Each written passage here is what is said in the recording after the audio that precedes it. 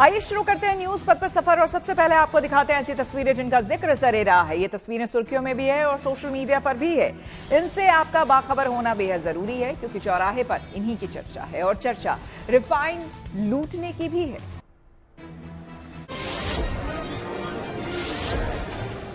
जम्मू कश्मीर के गांदरबल में खीर भवानी मेले की शुरुआत हो गई। इस मौके पर वहां उपराज्यपाल मनोज सिन्हा और पूर्व सीएम फारूक अब्दुल्ला ने भी दर्शन किए। इसी मेले में पीडीपी नेता महबूबा मुफ्ती भी शामिल हुई। वो भी खीर भवानी मंदिर पहुंची। इस खास मौके पर श्रद्धालुओं में काफी उत्साह देखा गया। कश्मीर में शांति, प्रगति और समृद्धि का आशीर्वाद पूरे जम्मू कश्मीर को दें। कर्नाटक के विजयपुरा में प्याज के किसानों ने अलग तरीके से अपना विरोध जताया। दरअसल यहां किसानों ने अपना सारा प्याज हाईवे पर बिखेर दिया और खुद भी इस प्याज पर लुढ़कते हुए नजर आए। ये मामला हुबली सोलापुर नेशनल हाईवे का था। कहा जा रहा है कि नीलामी में किसान को प्याज की कीमत महज 250 रुपए प्रति क्विंटल मिल रही थी, जबकि किसान को इससे काफी ज्यादा दाम मिलने की उम्मीद थी। उत्तराखंड के उधम सिंह नगर में एक बुजुर्ग सुर्खियों में आ गए। रिटायर्ड प्रोफेसर सुरेंद्र सिंह रावत की उम्र 65 साल है, लेकिन वो उम्र के इस पड़ाव में भी पढ़ाई कर रहे हैं। उन्होंने काशीपुर के सत्येंद्र चंद्र गुड़िया institute of management and technology law college में एडमिशन लिया है। वो कॉलेज के दूसरे साल के चौथे सेमेस्टर का एग्जाम भी दे चुके हैं। सुरेंद्र रावत का कहना है कि वो अपनी शिक्षा पूरी करने के बाद इसके जरिए समाज की सेवा करेंगे।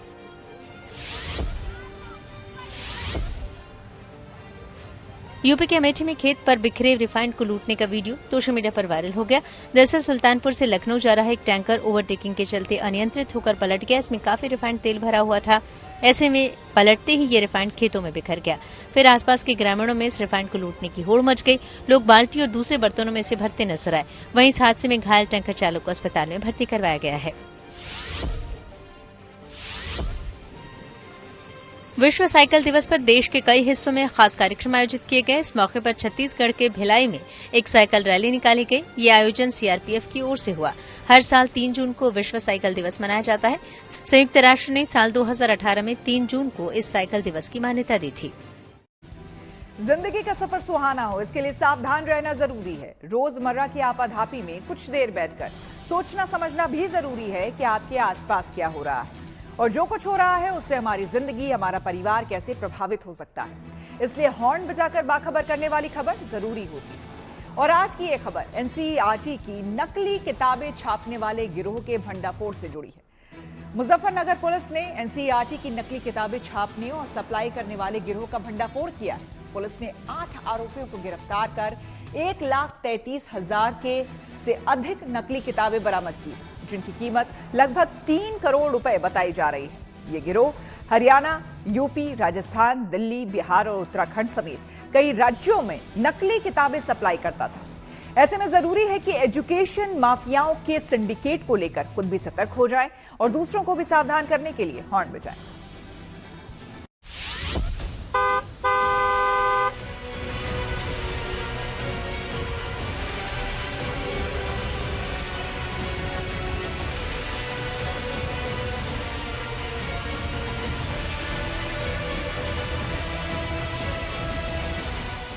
यूपी पुलिस की गिरफ्त में आए ये शातिर एनसीईआरटी की नकली किताबों के सौदागर हैं। मुजफ्फरनगर के खतौली थाना क्षेत्र में फर्जी एनसीईआरटी किताबें छापने वाले एक अंतर्राज्यीय गिरोह का पुलिस ने भंडाफोड़ किया है।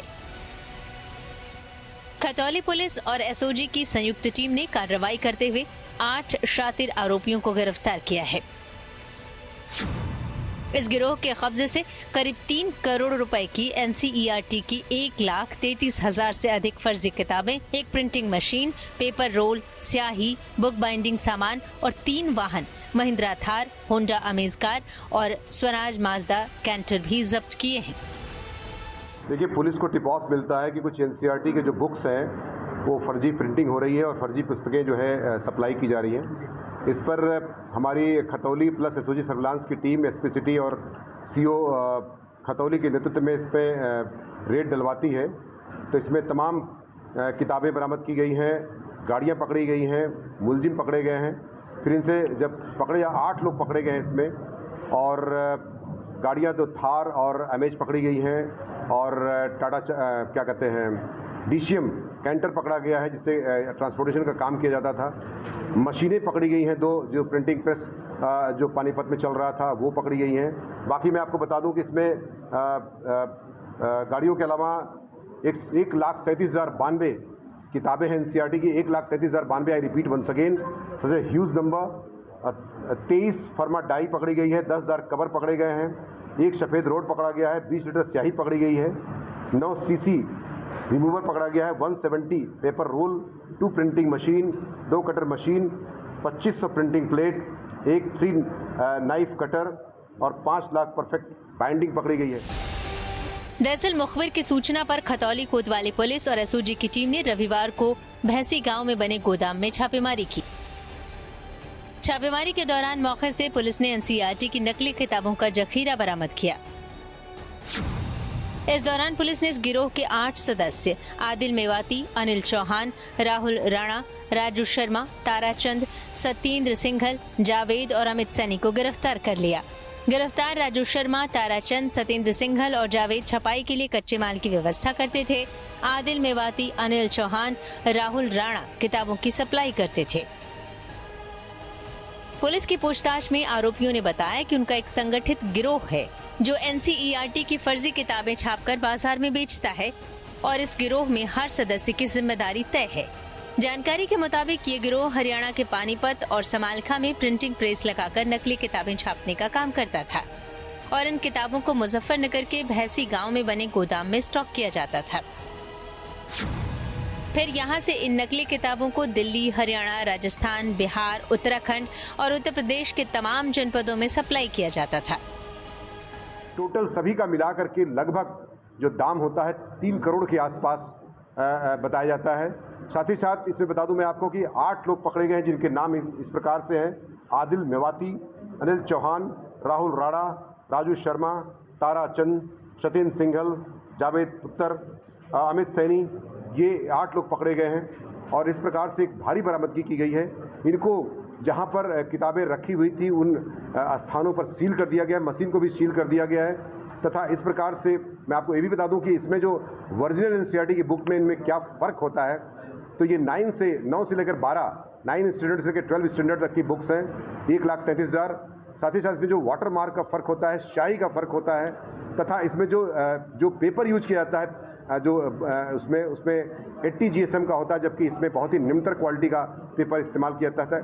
इस प्रकार से ये एक भारी बरामदगी मुजफ्फरनगर पुलिस द्वारा की गई। पुलिस की माने तो मौके से मिली प्रिंटिंग मशीन, स्याही और कागज ये साफ इशारा करते हैं कि ये गिरोह पिछले कुछ सालों से नकली किताबों की फैक्ट्री चला रहा था। यहाँ कक्षा 9 से 12 तक की किताबें छापी जा रही थी और इन्हें सरकारी मान्यता प्राप्त किताबों के रूप में पेश किया जा रहा था। पुलिस के मुताबिक ये लोग लंबे समय से नकली किताबों का ये अवैध कारोबार चला रहे थे। इनकी पकड़ इतनी मजबूत थी कि ये किताबें देश भर में स्कूल स्तर पर भी खपाई जा रही थी। अब पुलिस स्कूलों और बुक डीलरों की भूमिका की भी जांच कर रही है। ये खतौली में इसका गोदाम था, वहीं से सप्लाई करते थे और ये सप्लाई जो है मैं आपको बता दूं कि गाजियाबाद, दिल्ली, करनाल, हरियाणा, राजस्थान, जयपुर, पटना, बिहार, उत्तर प्रदेश के विभिन्न जनपदों में ये NCERT बुक्स सप्लाई की जा रही थी। ये मुजफ्फरनगर में अभी चूँकि काउंटिंग एग्जैक्ट मैं नहीं बता सकता हूँ, लेकिन मैं कह सकता हूँ कि 50 से 60 हज़ार किताबें जो है ये विभिन्न जनपदों में, अब मुजफ्फरनगर या उसके आसपास के जनपदों में, शामली, मेरठ, मुजफ्फरनगर, आपके बिहार जो हरियाणा का बॉर्डर है वहाँ पर 50-60 हज़ार के आसपास किताबें, इवन उत्तराखंड में भी इस तरह की बुक्स को सप्लाई किया गया। पुलिस की गिरफ्त में आए इन अभियुक्तों के खिलाफ BNS की धारा 318(4), 338, 336(3), 340(2), 238 और 63-65 कॉपीराइट एक्ट में मुकदमा दर्ज कर मामले की जांच की जा रही है। पुलिस की इस कार्रवाई के बाद ADG जोन ने खतौली पुलिस और SOG टीम को 1 लाख रुपए का इनाम देने का ऐलान किया है। वहीं SSP मुजफ्फरनगर की ओर से भी 25,000 रुपए का विशेष इनाम दिया गया है। ये जैसा कि पूछताछ से संज्ञानित हुआ है कि 3 साल पहले भी ये जो इसमें 2 लोग का आपराधिक इतिहास पहले भी है, जिसमें आदिल नाम का मुख्य अभियुक्त जो सप्लायर है, ये पहले भी मेरठ से जेल जा चुका है इसी तरह के काम में, और 2 लोगों और के खिलाफ मुकदमे दर्ज हैं। इसमें ये 3 साल से लगभग ये काम कर रहे थे और इस पूरे इस सिंडिकेट का संचालन कर रहे थे। इसमें निश्चित तौर से उसमें लोग जुड़े हुए हैं, बाकी कुछ और नाम नए जुड़ गए हैं। साथ ही साथ मैं बता दूं कि इसमें चूंकि भारी बरामदगी की गई है तथा एक महती सफलता मिली है पुलिस को, इस संदर्भ में एडी सर द्वारा भी 1 लाख रुपए का इनाम पूरी पुलिस टीम को दिया गया है। पुलिस के मुताबिक कुछ समय पहले एक गिरोह मेरठ में पकड़ा गया था, जिसमें इस गैंग का मेंबर आदिल भी शामिल था। आदिल एनसीईआरटी की फर्जी किताबों का बड़ा सप्लायर है और ये गिरोह 3 साल से काम कर रहा है। ये गिरोह हर 6 माह बाद गोदाम का स्थान बदल देता था ताकि किसी को उन पर शक न हो, और इस गिरोह में भी मेरठ से जुड़े कुछ लोग हो सकते हैं। पुलिस उनकी जानकारी इकट्ठा करने में जुटी हुई है। जाहिर है कि एनसीईआरटी की फर्जी किताबों का ये गोरख धंधा सालों साल से चल रहा था, लेकिन पुलिस को इसकी भनक तक नहीं थी और अब मुखबिर की सूचना पर इस गिरोह का भंडाफोड़ हुआ है। ऐसे में जरूरी है कि एजुकेशन माफियाओं के सिंडिकेट को लेकर खुद भी सतर्क हो जाएं और दूसरों को भी सावधान करने के लिए हॉर्न बजाएं।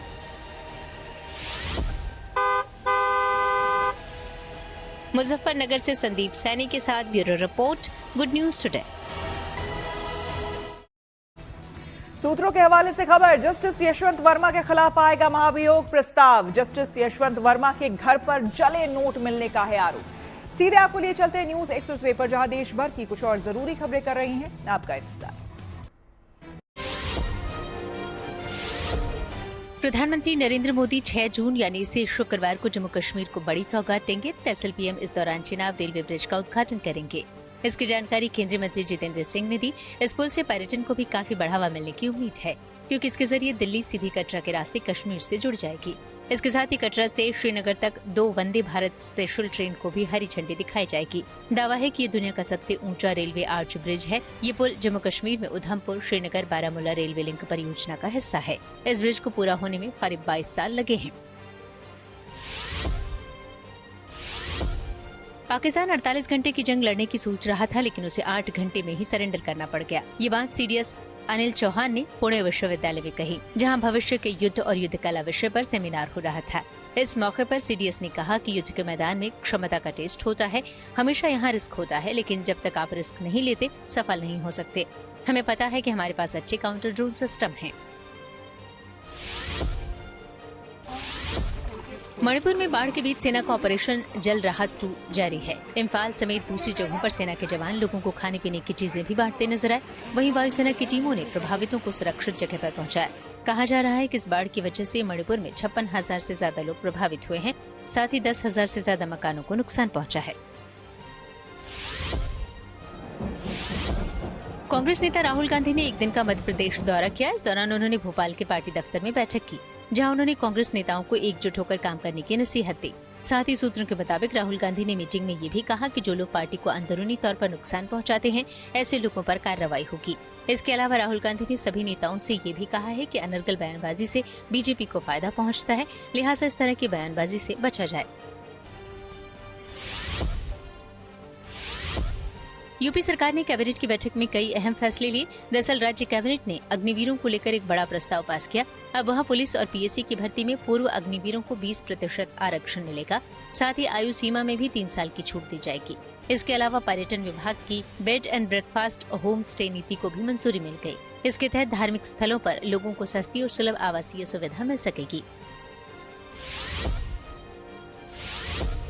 दिल्ली की सीएम रेखा गुप्ता ने साफ किया है कि अगले सर्दियों में ऑड इवन स्कीम लागू नहीं होगी। रेखा गुप्ता ने कहा कि इस योजना से प्रदूषण कम नहीं हुआ, उल्टा इससे लोगों की परेशानी ही बढ़ी। मुख्यमंत्री ने बताया कि पॉल्यूशन कम करने के लिए ताज़ा तकनीकी उपाय अपनाए जाएंगे। इसी कड़ी में आईआईटी कानपुर के साथ मिलकर आर्टिफिशियल रेन और क्लाउड सीडिंग पर भी काम शुरू किया गया है। उत्तराखंड के सीएम पुष्कर सिंह धामी ने हरिद्वार में जमीन खरीद घोटाले के आरोपों पर बड़ी कार्रवाई की। उन्होंने डीएम, एसडीएम और तत्कालीन नगर आयुक्त समेत 12 कर्मचारियों को सस्पेंड कर दिया। आरोप है कि 14 करोड़ की जमीन को 54 करोड़ में खरीद लिया गया। खबरों के एक्सप्रेसवे से आगे रुक करते हैं सियासी ढाबे का, जहां आज की सबसे दिलचस्प खबर मौजूद है। भारत के सांसदों का डेलीगेशन जो विदेशों के दौरे पर गया था, वो वापस आने लगा है। इन सांसदों ने पूरी दुनिया में पाकिस्तानी आतंक का पर्दाफाश कर दिया है। इन सांसदों में शामिल विपक्षी दलों के सांसद जिस मजबूती से सरकार का पक्ष रख रहे हैं, उससे विपक्ष के नेताओं के लिए असहज हालात पैदा हो रहे हैं। कांग्रेस नेता शशि थरूर, जो अमेरिकी दौरे पर भारतीय डेलीगेशन के अगुवा हैं, वो कह रहे हैं कि सीज फायर अमेरिका के दबाव में नहीं हुआ, बल्कि अमेरिका का दबाव पाकिस्तान पर था।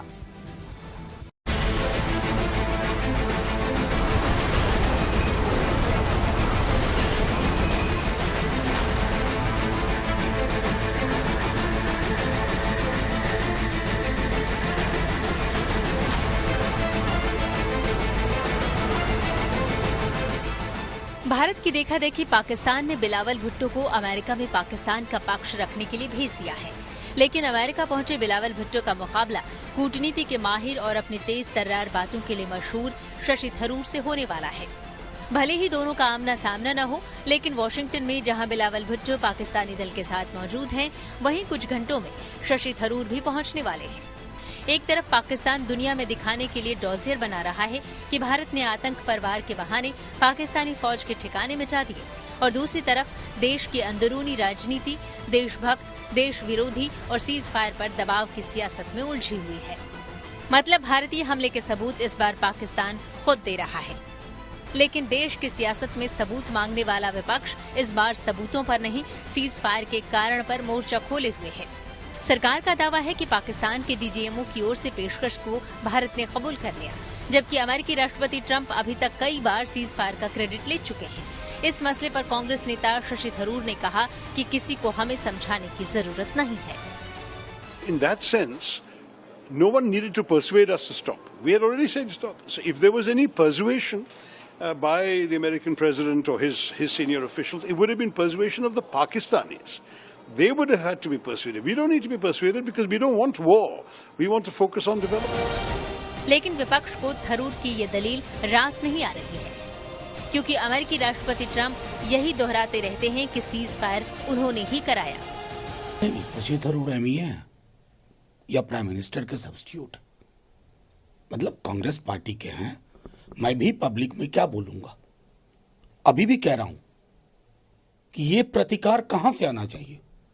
मैं मानता हूं कि पाकिस्तान के डीजीएमओ ने फोन किया, सारी चीजें स्पष्ट हैं, लेकिन रिबटल कहां से होना चाहिए। रिबटल शशि थरूर जी से होने से बात बनेगी क्या? रिबटल प्राइम मिनिस्टर से होना चाहिए। 12 बयान दे चुके हैं वो व्यक्ति। मैं जानता हूं हिंदुस्तान का मिजाज कभी किसी दूसरे की मध्यस्थता स्वीकार नहीं करता, लेकिन यह प्रतिकार क्यों नहीं आ सकता है हेड ऑफ द एग्जीक्यूटिव से? हालांकि थरूर अकेले विपक्षी दल के नेता नहीं हैं जो विदेशी धरती पर भारत के प्रतिनिधि के तौर पर सरकार यानी प्रधानमंत्री मोदी की बातें रख रहे हैं।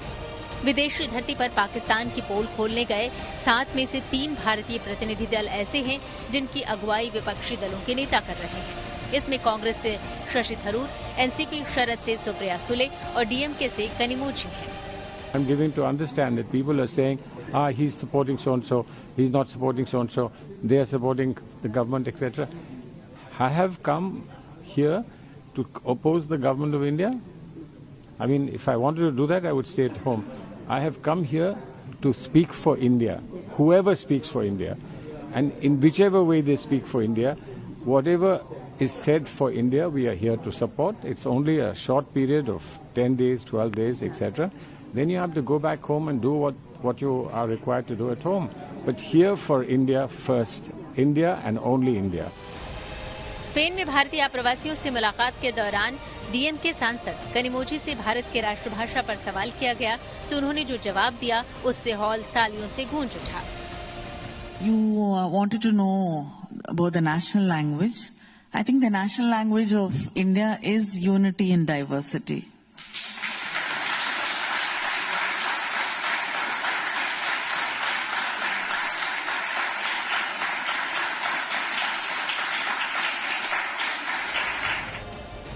दरअसल पाकिस्तानी आतंकवाद और प्रोपेगेंडा के खिलाफ भारत की ओर से गए सर्वदलीय सांसदों का दल विदेशी जमीन पर सिर्फ भारत का प्रतिनिधित्व कर रहा है।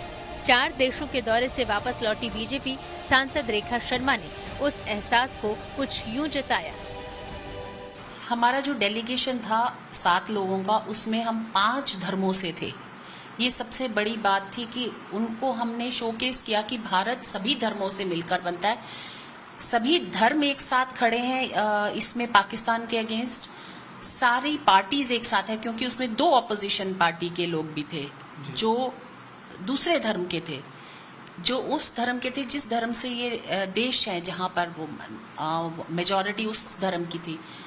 ओवैसी जी थे उनमें से, और उन्होंने बहुत स्ट्रांगली जो है प्रधानमंत्री की बात रखी और देश की बात रखी और कहा कि मुस्लिम धर्म जो है वो अगेंस्ट टेरर है।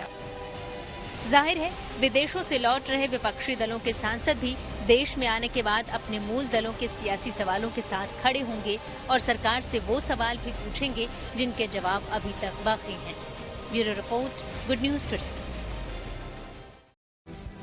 न्यूज पथ पर आगे है धन बाजार, जहां शेयर बाजार से लेकर कारोबार तक की सभी अहम खबरें होंगी, जिसका सीधा रिश्ता आपकी आमदनी आपकी जेब से होता है। तो तेज रफ्तार खबरों के बीच ये जरूरी खबरें छूट ना जाए, इसलिए सीधे आपको लिए चलते हैं धन बाजार। हफ्ते के दूसरे कारोबारी दिन शेयर बाजार में गिरावट देखने को मिली। मंगलवार को सेंसेक्स 636 अंक लड़कर 80,738 पर बंद हुआ। वहीं निफ्टी भी 174 अंक फिसलकर 24,542 पर आ गया। मंगलवार को डॉलर के मुकाबले रुपया फिसल गया, इसमें 20 पैसे की गिरावट आई। इस तरह $1 के मुकाबले रुपए की कीमत 85 रुपए 59 पैसे हो गई। टाटा मोटर्स ने अपनी नई electric SUV Tata Harrier EV को भारत में लॉन्च कर दिया। कंपनी की ये नई ईवी कार कई खूबियों से लैस है। इसमें चाबी की जरूरत नहीं होगी, इसे आप अपने स्मार्टफोन से ऑपरेट कर सकते हैं। ये कार अपने आप पार्क भी हो जाएगी। इसमें कई अलग अलग ऑफ रोड ड्राइविंग मोड्स दिए गए हैं, जिससे पहाड़ हो, रेत हो या बर्फ, कहीं भी गाड़ी को ले जाया जा सकता है। इसमें ड्राइव पे सिस्टम की भी सुविधा दी गई है, जिससे आप अपने पेमेंट ऐप को कनेक्ट करके कार से ही टोल, चार्जिंग स्टेशन जैसी जगहों पर पेमेंट कर सकेंगे। इसकी शुरुआती कीमत करीब 21.5 लाख रुपए रखी गई है। खास बात यह है कि कंपनी इस एसयूवी पर लाइफ टाइम वारंटी दे रही है। इसकी बुकिंग 2 जुलाई से शुरू होगी। न्यूज पथ के सफर में अब सोशल अड्डा का रुख करते हैं, जहां आज बात होगी साइबर अपराधों पर लगाम की। देश में बढ़ते साइबर क्राइम को लेकर केंद्र और राज्यों की सरकारें लगातार जागरूकता अभियान चला रही हैं। ऐसे में तेलंगाना से एक अच्छी खबर सामने आई। तेलंगाना साइबर सिक्योरिटी ब्यूरो के मुताबिक राज्य में पिछले साल के मुकाबले इस साल पहले 4 महीनों में साइबर अपराध की शिकायतों में कमी आई है। तेलंगाना में पिछले साल की तुलना में इस साल जनवरी से अप्रैल तक पैसों से जुड़ी साइबर अपराध शिकायतों में 11% की कमी आई, जबकि इन्हीं 4 महीनों में देश भर में साइबर क्राइम की शिकायतों में 28% की बढ़ोतरी हुई है। पिछले साल की तुलना में तेलंगाना में इस साल जनवरी से अप्रैल तक साइबर क्राइम की वजह से ठगी गई रकम में 19% की गिरावट दर्ज हुई है, जबकि इन्हीं 4 महीनों में राष्ट्रीय स्तर पर साइबर ठगी से लूटी गई रकम में 12% की बढ़त देखी गई। यही नहीं, तेलंगाना में इस साल पहले 4 महीनों में ठगी गई रकम की रिकवरी भी बढ़कर 16% हुई है, जो कि पिछले साल के 4 महीनों में 13% थी। शिकायतों पर तेजी से एक्शन और बैंक और दूसरे प्लेटफॉर्म के साथ बेहतर तालमेल के कारण इस साल पहले 4 महीनों में 626 लोगों की गिरफ्तारी हुई है, जबकि पिछले साल 230 आरोपी गिरफ्तार हुए थे। तेलंगाना साइबर सिक्योरिटी ब्यूरो ने इसका क्रेडिट साइबर फ्रॉड को लेकर बढ़ा जागरूकता अभियान, जांच में तेजी और एजेंसियों के बीच बेहतर तालमेल को दिया है। ब्यूरो ने साइबर क्राइम से जुड़े हॉटस्पॉट्स को पहचानने के लिए डेटा और टेक्नोलॉजी की मदद ली और राज्य के अंदर और दूसरे राज्यों में भी स्पेशल फील्ड ऑपरेशन चलाए। तेलंगाना पुलिस ने एडवांस एनालिटिक्स, डिजिटल प्रोफाइलिंग और ओपन सोर्स इंटेलिजेंस टूल्स की मदद से साइबर अपराधियों पर शिकंजा कसा है। जाहिर है, तेलंगाना साइबर सिक्योरिटी ब्यूरो ने पूरे राज्य में digital arrest, scam, investment fraud और ओटीपी के जरिए होने वाली धोखाधड़ी को लेकर बड़ा अभियान चलाया है, जिसका अच्छा नतीजा सामने आया है। तेलंगाना में साइबर क्राइम को लेकर उठाए गए कदमों को लेकर हमने तेलंगाना साइबर सिक्योरिटी ब्यूरो की डायरेक्टर शिखा गोयल और कुछ लोगों से बात की और उनकी राय जानी। बेसिकली क्या है कि हम लोगों ने जिसे कहते हैं एक data driven technology supported approach use करी है। दूसरा, हम लोगों का एक ये zero tolerance towards cyber crime, और एक और कमिटमेंट कि तेलंगाना एक साइबर क्रिमिनल्स के लिए हब नहीं होना चाहिए। इन सब चीज़ों को लेकर हम लोगों ने ये कोशिश करी है कि तेलंगाना में साइबर क्राइम कम हो, और हम लोगों की स्ट्रैटेजी वर्कआउट करी है। अब हम देख रहे हैं कि जो लॉस होता है साइबर क्राइम में वो भी कम हुआ है, जो कंप्लेंट्स आई हैं वो भी कम हुई हैं, और साइमल्टेनियसली हमारा रिफंड बढ़ता जा रहा है। साइमल्टेनियसली जो एफआईआर्स हम कन्वर्ट करते हैं वो बढ़ती जा रही हैं, और जो अरेस्ट हैं क्रिमिनल्स के अरेस्ट में तो ऑलमोस्ट मतलब 3 गुना इंक्रीज हुआ है क्रिमिनल के अरेस्ट में। कहीं 200-250 लोगों से कंपैरिजन में कल 600 प्लस लोग अरेस्ट हुए हैं। ये तो खुशी की बात है। इससे पहले कुछ कंप्लेंट दिए तो बहुत ये होता था, मगर अभी साइबर क्राइम में 11% डाउन हुआ। अभी साइबर क्राइम का तो बहुत पुलिस वाले बहुत अच्छा काम कर रहे हैं। परसों भी मेरा दोस्त का पैसे साइबर क्राइम से ऐसे लूट लिए थे। आस में जाके पब्लिक पूरे OTP बोल के डबल पैसे आ रहे बोल के जाके ये कर दे रहे। ये तेलंगाना पुलिस तो बहुत खुशी की बात है, बहुत अच्छा काम कर रहे। साइबर क्राइम का तो बहुत टॉप लेवल में है अभी अपन तेलंगाना में। ऐसी पुलिस अभी अपन है, बहुत खुशी की बात है। परसों में रिसेंटली एक वो 1 वीक पहले मेरे को एक कॉल आया था। कॉल पे उसने बोला कि मैं बैंक से बात कर रहा हूँ बोल के बोला। तो मैं बोला क्या हुआ बोलो बोल के बोले, तो उन्हें बोला एक OTP आ रहा सर, करा एक OTP बोलो बोल के बोले। तो अच्छी बात है बोल के मैं OTP बोल दिया। OTP बोले बाद में मैं था फोन रखते के साथ ही मेरे अकाउंट में से पूरे पैसे कट हो गए। तो मैं इमीडिएटली सीधा बैंक को गया। मैं बैंक को गए बाद में तो बैंक वालों को बताया कि ऐसा पैसे कट हो गए, ऐसा मेरे को कॉल आया था बोल के बोले। तो बैंक वाले बोले कि साइबर क्राइम में जाके कंप्लेंट करो बोल के। मैं साइबर क्राइम में जाके कंप्लेंट करे बाद में साइबर क्राइम वालों ने बहुत सपोर्ट करे। रिफंड मेरा मिल गया। हाँ, मेरा अमाउंट मेरे को आ गया। आप सबसे यही गुजारिश है कि जो भी OTPs वगैरह ऐसा कॉल्स आए समझो आपको, तो साइबर क्राइम में कभी भी आप जाके कंप्लेंट दे सकते। इससे पहले मेरे को 1 हफ्ते के नीचे फोन आया था। वो फोन आया तो प्रैंक कॉल बोल के आया था। मैं OTP दबा दिया, मेरे पैसे चल गए थे।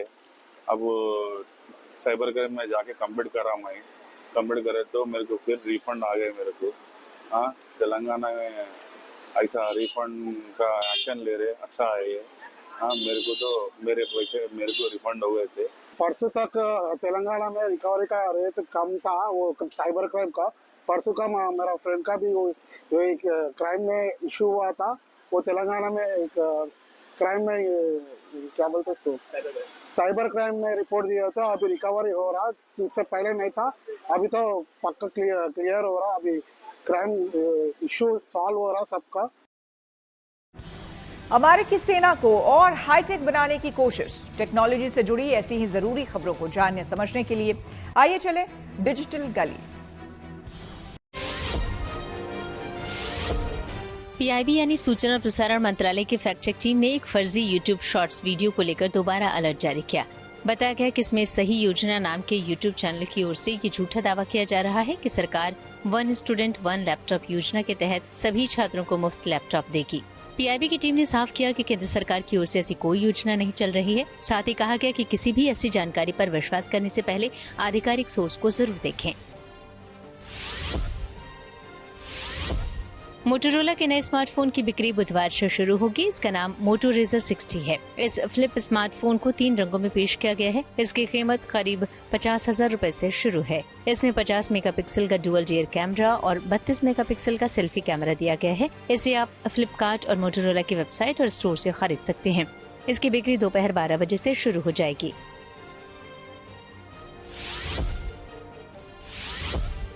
मेटा कंपनी के CEO मार्क जुकरबर्ग ने एक अहम फैसला लिया। अब उनकी कंपनी अमेरिकी सेना को तकनीकी तौर पर मजबूत करेगी।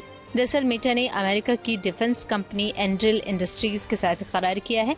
इसके जरिए जुकरबर्ग की कंपनी वहां अपनी सेना के लिए खास हेलमेट और पहनने वाले डिवाइस बनाएगी। ये खास सेंसर और आर्टिफिशियल इंटेलिजेंस से लैस होंगे। ये डिवाइस सैनिकों को डिजिटल जानकारी एकदम रियल टाइम में दिखाएंगे। आइए अब रुक करते हैं प्रगति मार्ग का, जहां ऐसी खबरें हैं जो कि देश की तरक्की, प्रगति और लोगों की काबिलियत दिखाती है। आज यहाँ हम आपको लिए चलेंगे अयोध्या धाम, जहाँ पर भगवान राम के दरबार को सजाने की तैयारी चल रही है। राम दरबार की प्राण प्रतिष्ठा के लिए राम मंदिर में अनुष्ठान शुरू हो चुके हैं, जो गुरुवार तक चलेंगे। इसी दिन गंगा दशहरे के मौके पर पूरे विधि विधान के साथ अभिजीत मुहूर्त में श्री राम दरबार की प्राण प्रतिष्ठा की जाएगी।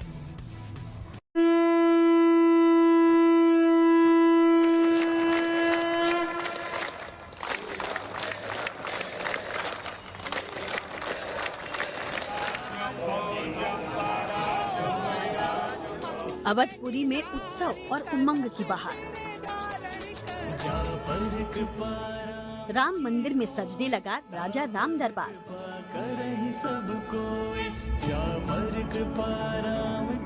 प्रभु श्री राम की नगरी अयोध्या में एक बार फिर से त्रेता युग जैसा वातावरण नजर आ रहा है। अवध की गलियों में राम धुन की गूंज के बीच भक्तों का जोश और उत्साह देखते ही बन रहा है। मौका बेहद खास है।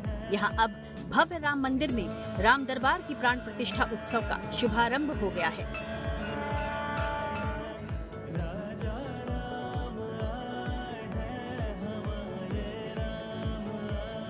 क्या कृपा हुआ, आ गए। सीता के ऊपर वाला कृपा है। हम लोग तो वैसे ही आए थे, लेकिन आज शायद पता चलेगा यहाँ आ गए। मैं कैलिफोर्निया में रहती हूँ, तो मुझे जब इनॉग्रेशन हुआ तब से आने का बहुत मन था। Finally I could make it, और ये मेरा सौभाग्य देखिए, मैं प्राण प्रतिष्ठा शुरू होने के दिन कैलिफोर्निया से आई हैं। और हाँ, अयोध्या आने का मन था लास्ट ईयर से ही, और फाइनली मैं आ पाई। बड़े मंगल के इस शुभ अवसर पर अयोध्या में भव्य राम दरबार की प्राण प्रतिष्ठा के लिए अनुष्ठान शुरू किए जा चुके हैं। इससे पहले सोमवार को सरयू के पावन जल से कलश यात्रा भी निकाली गई, और अब 3 दिनों तक चलने वाले इस महा उत्सव में विशेष रूप से पूजा पाठ और अनुष्ठान किए जाएंगे।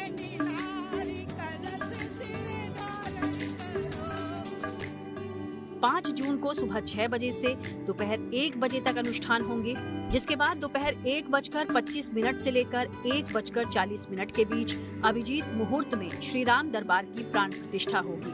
5 जून को ही गंगा दशहरे का शुभ दिन है। इसी दौरान विधि विधान से प्राण प्रतिष्ठा का कार्यक्रम संपन्न किया जाएगा। इसकी जिम्मेदारी चंदौली के विद्वान पंडित जयप्रकाश तिवारी को सौंपी गई है, जो 101 वैदिक आचार्यों के साथ 8 मंदिरों में देव विग्रहों की एक साथ प्राण प्रतिष्ठा करेंगे।